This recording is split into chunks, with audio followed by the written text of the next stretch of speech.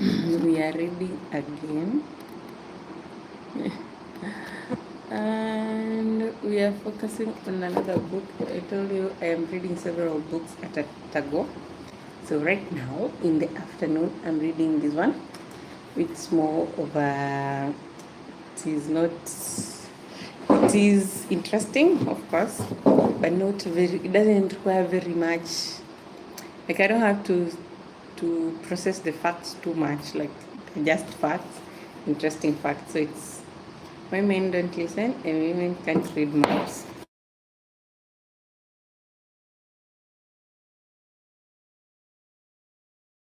Reached. So let's go. Why men hate advice. A man needs to feel that he's capable of solving his own problems, and he sees discussing them with others as imposing a burden on that person. He won't even bother his best friend with a problem unless he thinks the friend may have a better solution. So, don't offer a man advice unless he asks for it. Tell him you have confidence in his ability to work things out. When a woman tries to get a man to talk about his feelings or problem, he resists because he sees it as criticism or feels that she must think he is incompetent and she has a better solution for him. In reality, her objective is to help him feel better, and for a woman, offering advice builds trust in a relationship and is not seen as a sign of weakness. Okay? Alright, why men offer solutions. Men have logical problem solving minds. When a man enters a room in a conference center or restaurant for the first time, he looks around and sees things that need fixing, pictures that need straightening, or better ways of laying the room. His brain is a problem solving machine that never takes a holiday. Even if he's on his deathbed in hospital, he'll be thinking of better ways to arrange the ward to take advantage of the natural light or country views are seen. Talking about her problems is how a woman gets relief from stress that she wants to be heard, not fixed. Just listen and hear. When a woman talks about her problems, a man continually interrupts her and offers solutions. He can't help himself because his brain is programmed to do these. He thinks she will feel much better when she has a solution. She only wants to talk and ignores his solutions. This makes him feel incompetent and a failure, but that she is probably blaming him for his problems, for her problems. Women don't want solutions. They just want to talk about things and for someone to listen. That's something we never ever know. We never understand. So why stressed women talk? Under stress or pressure, a man's main brain functions of special ability and logic are activated.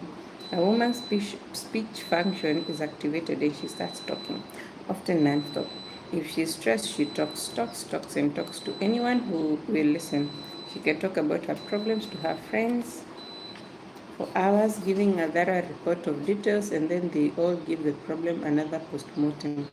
She talks about the present problems, the past problems, the possible problems, and problems that have no solutions. When she talks, no solutions are sought as she receives comfort and relief from the talking process itself. Her talk is unstructured and several subjects can be discussed at any one time with no conclusions to be reached. For a woman, sharing problems with her friends is a sign of trust and friendship.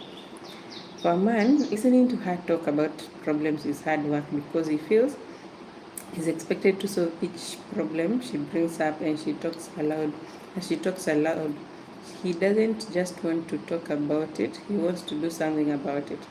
He is likely to interrupt with, what's the point here? The point is that there doesn't need to be a point. The most valuable lesson a man can learn is to listen using listening sounds like and gestures and not offer solutions. To a man, however, this is an alien concept because he only talks when he has a solution to offer. So, when dealing with an upset woman, don't offer solutions or invalidate her feelings, just show her you are listening.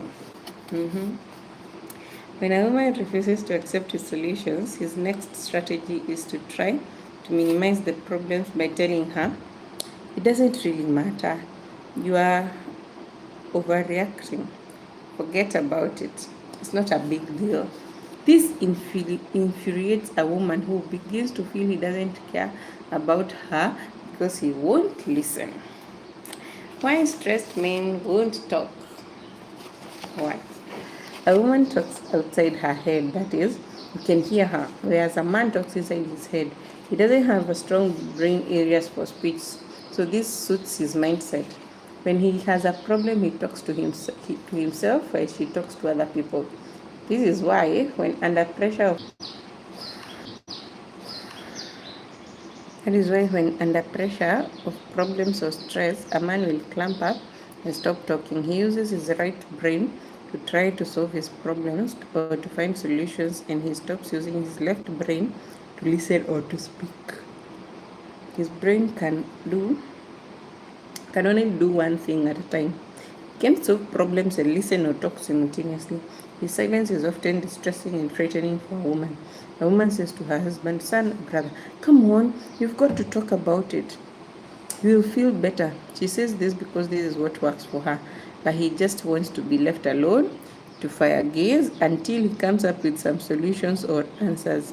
He doesn't want to talk to anyone about it, especially a therapist, because he sees that as a major sign of weakness. And so men don't love therapists.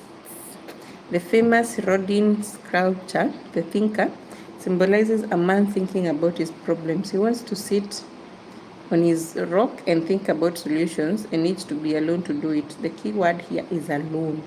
No one is ever allowed to go up the rock with him, not even his best friends. In fact, his male friends would not even contemplate going up there. A woman feels the urge to climb up there with him to give comfort, and she gets a rude shock when she pushes her off. When a man is thinking about a problem or solutions, please keep off. Anyhow, so men climb on their rock to solve problems. Women who follow them get kicked off, so don't get kicked off. If Rodin created a sculpture to personify a woman, it would probably be called the talker. Women need to understand that when a man is on his rock, they need to leave him there and let him think. Many women feel that his silence means he doesn't love her or that he's angry with her. This is because if a woman wasn't talking, she would be angry or upset. But if she leaves him on his rock with a cup of tea and a biscuit and doesn't press him to talk, he will be fine. When he finally solves his problem, he will calm down off his rock and feel happy and begin to talk again. Okay, women? Okay? You don't need to go to a therapist if your husband is being quiet or your partner. Just let him think it through. And when they are staring off into space, they are not thinking about anything. They are just gazing into space until a solution is popped into their mind, and then the problem is solved. Anyway, using spatials to solve problems. The different ways men sit on their rock includes reading a newspaper or a magazine, playing squash, fishing, tennis, golf, fixing something, or watching television. A man who is under pressure is likely to invite another man to play golf, and when they play, there will be limited conversation. The man with the problem goes into his right brain to use his spatial skills to play golf and use this area to simultaneously work out solutions for his problem. It seems that stimulating his spatial area speeds up the problem solving process.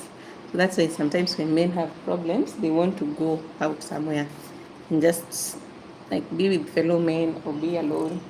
It's okay. It's okay for that to happen. So why men flick the TV channels? A man flicking the channels is with a remote control is one of women's pet hates. He sits there like a zombie, just flicking, not paying attention to any particular program. When a man does this, he is mentally sitting on his rock and often doesn't even see what's happening in each station. He just searches for the bottom line in each story. By channel flicking, he can forget about his problems the storyline, the feelings, and the relationships of those involved in the story. Newspaper addiction serves the same purpose for men.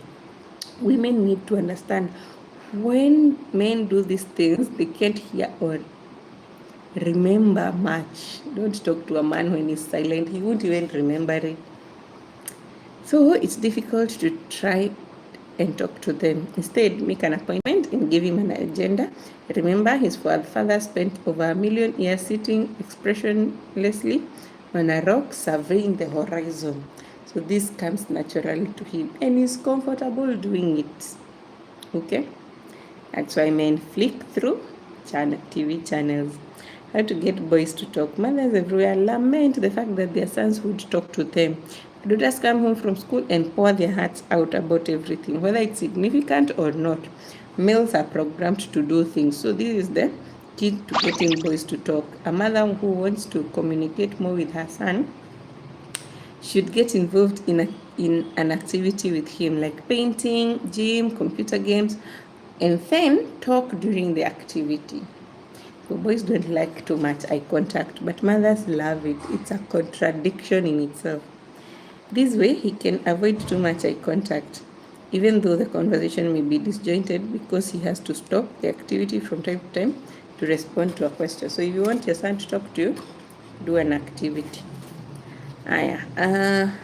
It is difficult for him to do two things at once, but the main objective here is to get him to talk. The same strategy also works with a man, but don't talk to him at a crucial time, like when he's growing a light bulb. Please don't. We've seen all those TikToks of women trying to make men work or talk when they are working, or that dreaded text message or handwritten note that says we need to talk. Men hate that. You better tell them we need to build something. We need to help me plant some flowers. You need to help me build something. That works. But saying we need to talk, you will shut off immediately. Okay? So, when they are both stressed, that's the man and the woman. Uptight men drink alcohol and invade another country. Uptight women eat chocolate and invade shopping centers. Under pressure, women talk without thinking and men act without thinking. Are you getting that? Women talk without thinking and men act without thinking. That is why 90% of people in jails are men and 90% of people who see therapists are women. When men and women are both under pressure, it can be an emotional minefield as each tries to cope, and they are coping in different ways. Men stop talking and women become worried about it. Women start talking and men can't handle it. To make him feel better, she tries to encourage him to talk about the problem, which is the worst thing she can do. She tells her to leave him alone and retreats to another location. That's why some men will actually leave the house when they are stressed. And the woman is like, we can just talk it out. It won't work. Just let him go. If there is a man cave, encourage them to go to the man cave. If you push too hard, you push them away. Men don't understand that when a woman is stressed, she wants to talk, and all he needs to do is listen, not offer solutions. Because she is also under pressure, she wants to talk about her problem, which frustrates him even more. When he retreats to his rock, she feels rejected and unloved and calls her mother, sister, and friends, and she cries. The complete shutout. This is one of the least understood stress differences between men and women. A man will completely shut everyone out when he's under stress, extreme stress, or needs to find a solution to a serious problem. A man totally disconnects the part of his brain that controls emotion, goes into problem-solving mode, and stops talking. When a man uses the complete shutdown, it can be terrifying to a woman because she only does this when she has been hurt, lied to, or abused. A woman assumes that this must also be the cause with the man. She must have hurt him, and he doesn't love her anymore. She tries to encourage him to talk, but he refuses, thinking she doesn't have faith in his ability to solve his problems. When a woman feels hurt, she shuts off. And a man thinks she needs space, so he goes off to the pub with his friends or cleans the carburetor in his car. If a man completely shuts off, let him do it. He'll be fine. If a woman shuts off, there's trouble brewing, and it's time for a deep discussion. So if a woman is shut off, it is the time to investigate keenly until you find out what is happening. But if a man is shut off, it's okay. Just make sure there is food and water near him, and after he finds the solution, he will come back. So, how men alienate women? If a man suspects that a woman is stressed or has a problem, he does what men do to other men. He walks away and gives her some space to solve her problems. He says, "Is everything okay, honey?"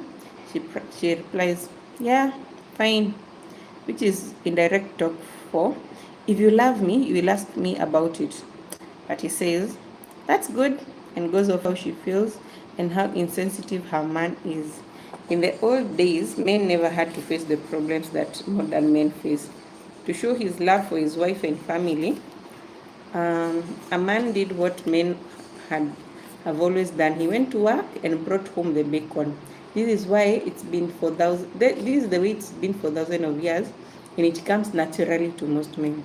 In most countries, the workforce now averages around 50% females, so that men are no longer expected to provide completely for their families. A man is expected to communicate, which is hard, a skill that does not come naturally to him. But the good news is these skills can be learned. So if someone is not willing to learn them, it's also very difficult. But if they are willing to learn, well and good. Why men can't handle women being emotional? This is the question on every woman's mind. And it's also now being used as a tactic for women when they want something. They just break down and cry and become emotional, and the man will respond, give the money or whatever. Anywho, this is why men can't handle women being emotional. When a woman is upset or emotional, she may cry, wave her arms around, and constantly talk using emotional adjectives to describe how she feels. She wants to be mothered, taken care of, listened to. But a man interprets her behavior based on his own priorities. He hears her saying, "Save me, fix my problem." Nah. So instead of being reassuring and comforting, he offers advice, asks probing questions, or tells her not to be so upset. "Stop crying," he says with a terrified look on his face. "You are overreacting. Things aren't that bad." Instead of mothering her, he becomes her father. He saw his father and his grandfather behave this way, and this is how men have behaved since they climbed out of the trees. For a woman, her display of emotion is a form of communication which she gets over and get quickly. But a man feels responsible for finding a solution for her and feels like a failure if he can't think of one. This is why when a woman is emotional, a man gets upset or angry and tells her to stop. Men also get scared when a man would stop crying. Men get scared when a woman won't stop crying. So this is what I was alluding to, the crying game. The crying game. Women cry more than men. Because of the way men evolve, they don't cry much, especially in public or social conditioning reinforces this. When a boy is playing football and suffers a really painful injury, he might fall to the ground screaming. But a wide-eyed coach shouts, "Get up! Don't show the opposition they hurt you. Be a man." The sensitive new age guy, however, is expected to cry anytime, in any place. He is encouraged to cry by therapists, counselors, magazine articles, and at retreats where men hug each other around campfires deep in the forest. Modern men are accused of being cold and dysfunctional if they don't let it all out at every opportunity. Because a woman's brain can connect emotion to other brain functions, It is obvious why she can cry and become emotional under most conditions. Real men do cry, but only when the emotion segment of the brain is engaged. So, real men do cry, but only when they are tapping into the emotional segment. Yay! Come and help you with your socks. You will help yourself. Real men do cry, but only when they are tapping into the emotion segment of the brain, and men will rarely let this happen in public. Baby, baby boo, come. I have milk in the bag. You have milk in the bag. Let me help you with your socks first. How was school? It was fun. What did you do today? Did you go swimming? I did not go swimming. What did you do? I just played Play-Doh. You played with Play-Doh. Did you go running in the field? No. What did you do after playing with Play-Doh? I just seated. I just seated Sat and? Seated and eaten. You sat and ate. What did you eat? Chai, milk. I Ate. I ate. Where is the milk? I don't know, You said it was in the bag. but I don't know. My milk is, but my teacher didn't put it in my bag. Maybe today you are not having milk. You are having uji. We're going to check. I'm going to get go school red milk after red milk in the fridge after I come back. Okay.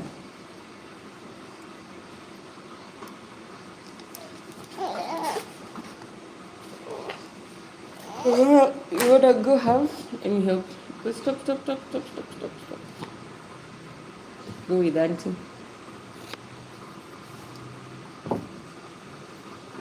Sure.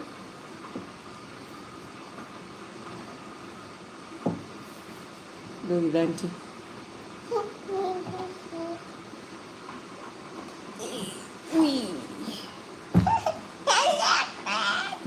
Go now.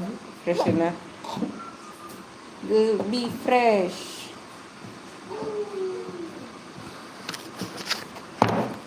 Yeah, the crying game. That's where I was. Excuse me.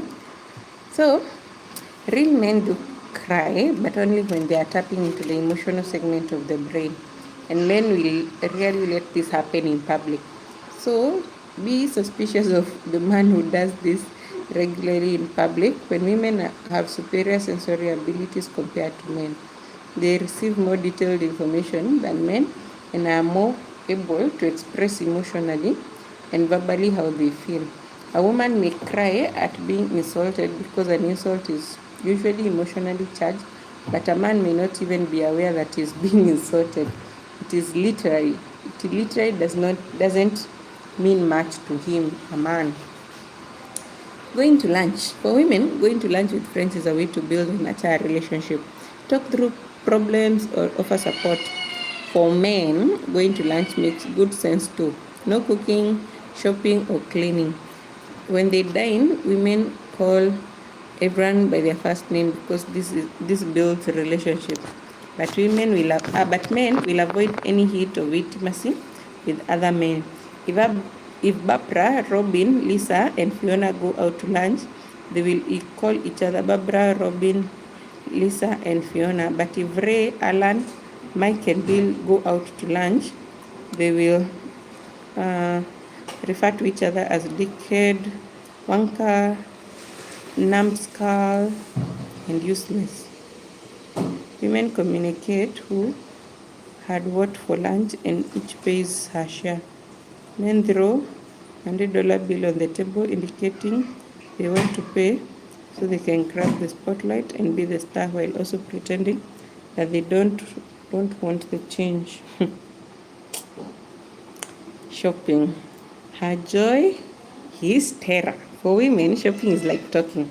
It does not need to have a specific point or objective and can take place in any unstructured way over several hours. It doesn't need a definite outcome. Women find shopping rejuvenating and relaxing, whether or not they buy anything. This type of shopping gives a man a brain hemorrhage within 20 minutes. Shopping aimlessly. For a man to feel energized, he needs an objective, a target to hit, a timetable. After all, he's a lunch chaser. That's his job. He wants to make a quick kill and take it home. So, most men get a brain hemorrhage after 20 minutes of shopping. So, please don't stress your men. Anyway, men become anxious and frustrated in a dress shop, and a woman tries on an outfit after another, asks his opinion, and then buys nothing. Women love testing a wide range of clothes because it fits the pattern of their brain, a range of emotions and feelings, and each different outfit to reflect that mood. A man's clothing reflects the male brain set, predictable, conservative, and bottom line oriented. That's why it's easy to spot a man who gets a woman to buy his clothes for him. A man who is a good dresser usually has a woman choosing his clothes or is gay. When in it, men are colorblind to either blue, red, or green, and most have little ability to match patterns or design. That is why it's easy to spot a single man. He's not color coordinated, sister. Someone who is not color coordinated is probably single. Someone who is dressing well, they have either a personal shopper or someone who is buying their clothes. To motivate a man to go shopping, give him a clear criteria, color, sizes, brand, styles. Tell him where you will shop and for how long. With clear objectives, even if you have invented a woman, sincere compliment. When a woman tries on a new dress and asks a man, how does it look? She probably received a simple response like good or fine, which does not score any points. To score good points, a man needs to respond the same way a woman would, by giving details. Some men cringe at the thought of responding in detail, but if you are prepared to try it, you will score big points with most women. For example, let's see. For example, if you say, wow, great choice, turn around, let me see the back. That color really suits you. The cut flatters your figure. Those earrings actually match your outfit perfectly. They look wonderful. Most women would be completely, extremely impressed. And that's chapter 6. Chapter 6. We've read a whole chapter. That's why I love reading. It really can be relaxing. Okay, for me it is relaxing. Chapter 6 was on thoughts, attitudes, emotions, and other disaster ideas. There's a picture. There's a picture here. Let me read it. So, the guy is thinking, I wonder how flies land upside down, like he's staring at the ceiling, and there are two flies, and so several flies are buzzing around. They are both in bed. They say, I wonder how flies land upside down, like how they land on the ceiling upside down. The woman is like, he probably doesn't even know I exist. I don't think he will love me in the long run. He noticed I've got my mother's thighs.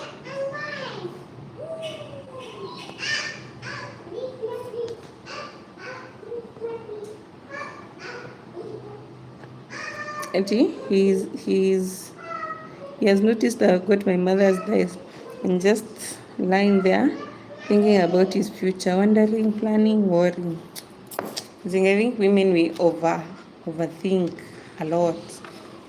Anyway, so there's this story that keeps flowing through the chapter. So it's about two guys calling in two people calling in jail.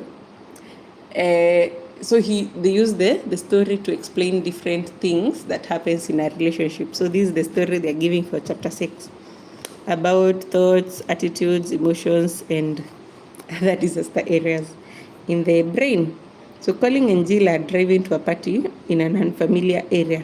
According to the directions, it should have taken them 20 minutes. It had already taken them 50, and there was still no sign of their destination. Colin is becoming grumpy, and Jill started feeling despondent as they passed the same garage for the third time. So Jill says, darling, I think we should have turned right at the garage. Let's stop and ask directions. Colin, it's no problem. I know it's around here somewhere. Jill, but we are half an hour late already, and the party started. Let's stop and ask someone. Colin, listen, I know what I'm doing. Do you want to drive, or are you going to let me? Jill, no, I don't want to drive, but I don't want to go round and round in circles all night either. Okay then, why don't I just turn the car around and we'll go home? I'm like, really, Colin? We are going to a party, let's just ask someone for direction. And thank God for Google Maps, and dropping a pin. Because at least that most men can follow. But before Google Maps and dropping a pin and sharing live location, it was a nightmare. Finding a place was a nightmare. Anyway, most men and women recognize this conversation. A man can't understand why this wonderful man she loves so much suddenly turns into Mad Max on steroids just because he's lost. If she was lost, she would ask for directions. So what's his problem? Why can't he just admit he doesn't know where they are going? So why did Moses spend 40 years wandering in the desert? He refused to ask for directions. Women don't mind admitting mistakes because in their world, it's seen as a form of bonding and building trust. But the last man to admit he made a mistake, however, was General Custer. That was the last man. It was like a long time ago. Anywho, our different perceptions. Men and women perceive the same world through different eyes. A man sees things and objects and their relationship to each other in a spatial way, and as though he was putting the pieces of a jigsaw puzzle together. Women literally take in a bigger, wider picture and see the fine detail, but individual pieces of the puzzle. But the individual pieces of the puzzle is more relevant than their spatial positioning. Like you just stare at a single puzzle and you're like, oh, how beautiful is this? Oh, look at the if it was a puzzle, you would say, oh, look at the coloring, look at this, look at that. But you're not remembering that it's supposed to fit into a puzzle. It's supposed to fit into something like more concrete. You're just marveling at the single event. I think it's also why we really take in and remember small things, like you went on a trip, you bought something, and you remember the feeling.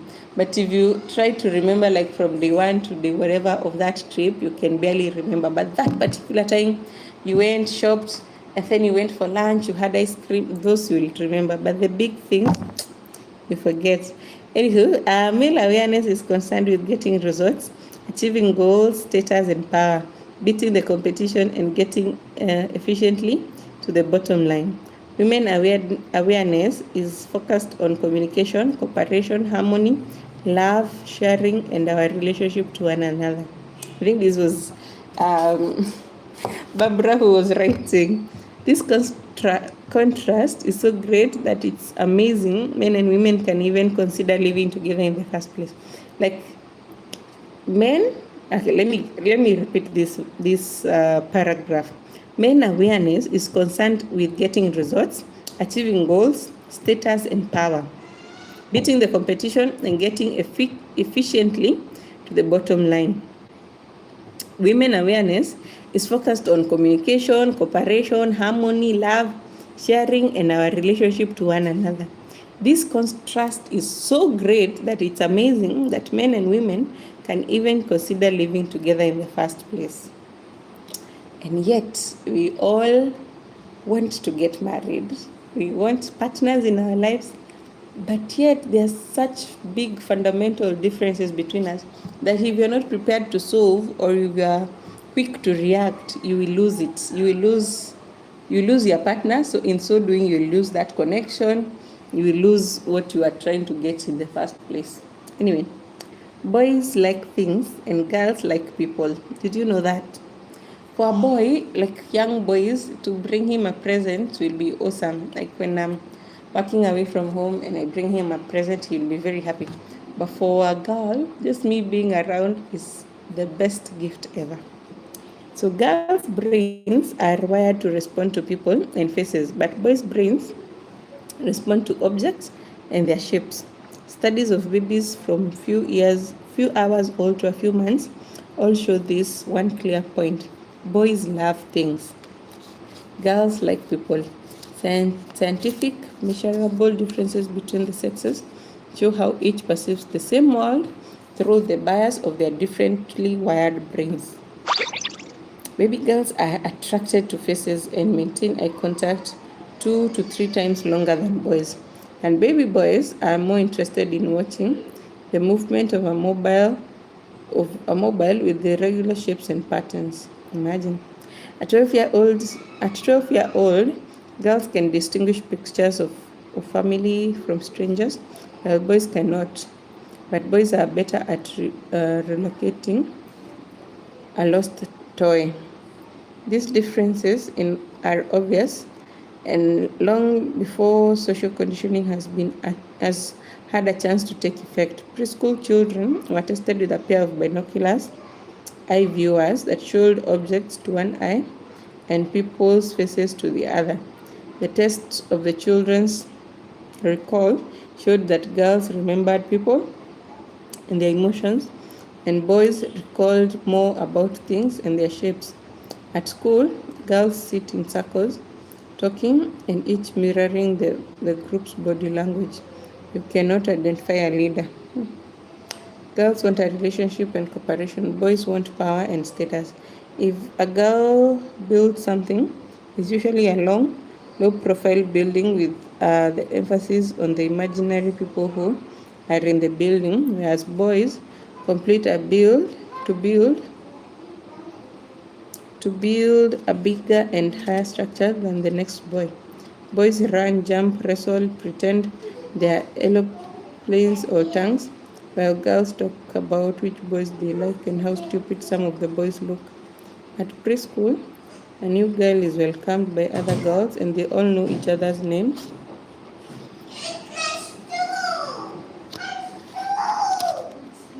They all know each other's name. A new boy is usually treated indifferently by other boys and is only included in a group if the hierarchy feels it can serve a useful purpose.